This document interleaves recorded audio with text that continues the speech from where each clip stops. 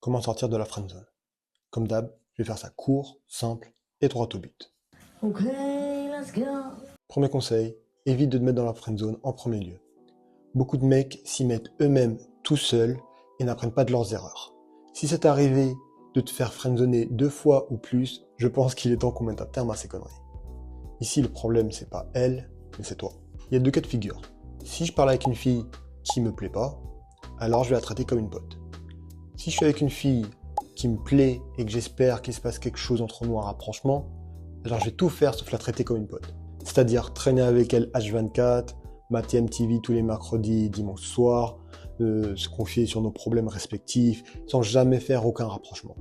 Si je suis avec une fille qui me plaît, je vais pas lui poser des questions sur d'autres gars qui l'entourent dans sa vie, et je vais pas me mettre à parler de d'autres filles devant elle, et me plaindre ensuite sur internet sur le fait que je me fais friendzoner. Si tu veux de l'intimité avec une fille, alors traite-la de la sorte. Avec des contacts physiques, des flirts, taquine-la un peu, tente des rapprochements, etc., etc. Et ce, dès le début.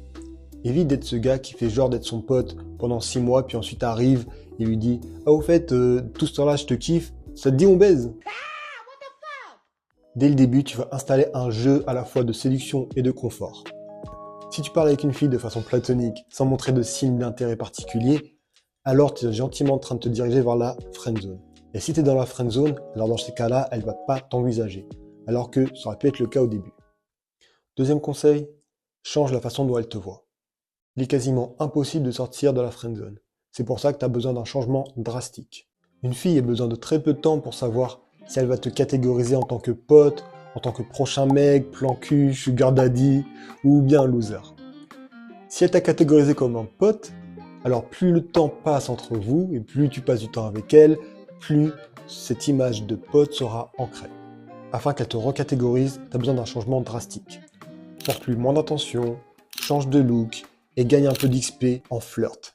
Attention, petit disclaimer, cette technique, elle marche seulement après avoir pris une bonne pause d'elle.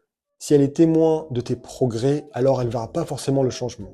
C'est pour ça que tu as besoin de prendre un peu de distance, et aussi pour que tu arrives en tant que toute nouvelle personne en enlevant toutes les bases de votre amitié qui est en train de se construire.